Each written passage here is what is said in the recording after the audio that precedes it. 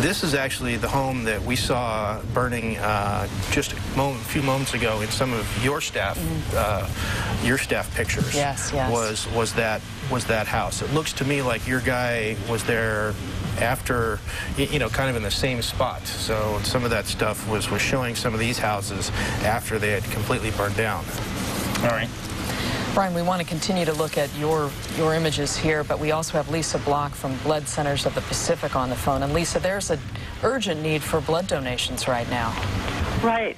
We actually are going to be requiring a lot of blood to be replenished in the next couple of days. These people who are injured are using O-negative blood, which is the type that can be given to anyone in an emergency. And that blood type is always in short supply anyway. So we're asking that people with type O negative blood come to donate tomorrow or this weekend. That's the most needed. Of course, we always need all types, but we definitely need O-negative as soon as possible. But if you're a universal donor and have O-negative blood, they need you now. Absolutely. And a lot of these people who are injured will likely need blood in the coming days and weeks as they need further surgeries and procedures. Do burn victims typically need a lot of blood to treat their injuries? Yes, they do. Burn victims actually use a part of a blood called plasma, and it's very, very important to them. Of course, burn victims are extremely fragile, and then they will often need other parts of blood depending on where they've been affected, what organs have been affected, and of course burn victims will require treatment for very long periods of time, and St. Francis is our big burn center here, and we want to make sure that they're well supplied with blood. Well, Lisa Block with Blood Centers of the Pacific, thank you for the information, and we have information on how viewers can donate on our website, abc7news.com. If you look under See It on TV, it's right there. And we know that people will respond, as they always do, in any way they can possibly help. Some people will respond to the scene, others will go to their blood center. We're going to pause a moment to let our viewers on Coffee TV 20 Cable 13 leave us. We'll continue on Channel 7.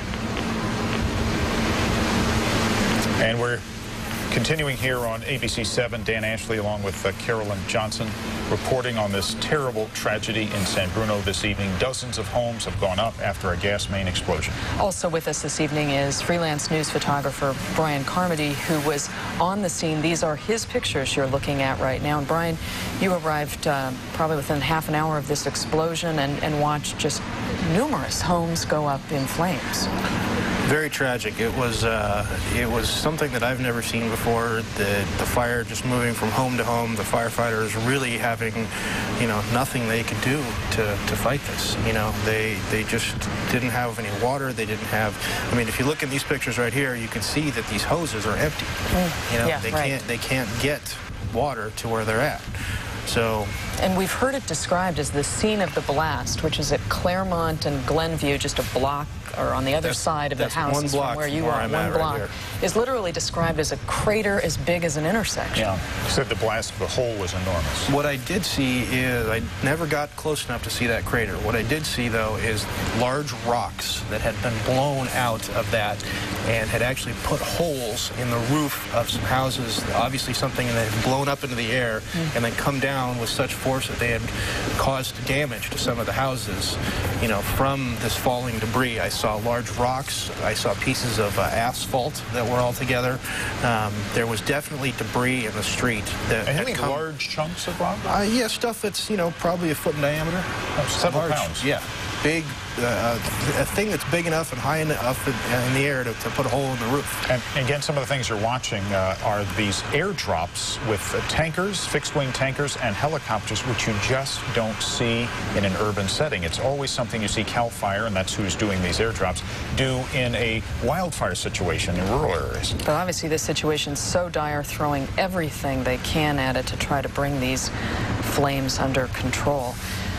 Brian, you talked earlier about, the toll on people there, and you described to us a woman or a person who firefighters rescued. Could you tell us a little bit more about that? That was when they commandeered my car. Basically, they all I really saw. I was obviously intense on shooting this video. They came up to me and they said, "We need your car," and I said, "What?" And they said, "We need your car." And I looked over and saw several firemen surrounding a person that they were carrying, and obviously handed over my keys immediately, and that was really the last I saw of it. They went off and took this person out of the area in my vehicle. Just incredible, Brian. We're hearing from an ABC News producer who's on the scene right now that this crater that we've been describing, which is actually at Glenview and Earl, is 15 feet deep, and he can see a gas pipe sticking out of it. And it's filled with water, and 15 feet deep. Imagine the size of that crater, and imagine the force of the blast that would create that on a city street. And again, there's this unconfirmed information from a couple of sources that it was a 24-inch gas main. PG&E is not confirming that, but a 24-inch gas main, which is a very significant pipe to use. So it's a lot of gas would be moving through that. So the force of the blast, as you can understand, would be tremendous, as it obviously was the case.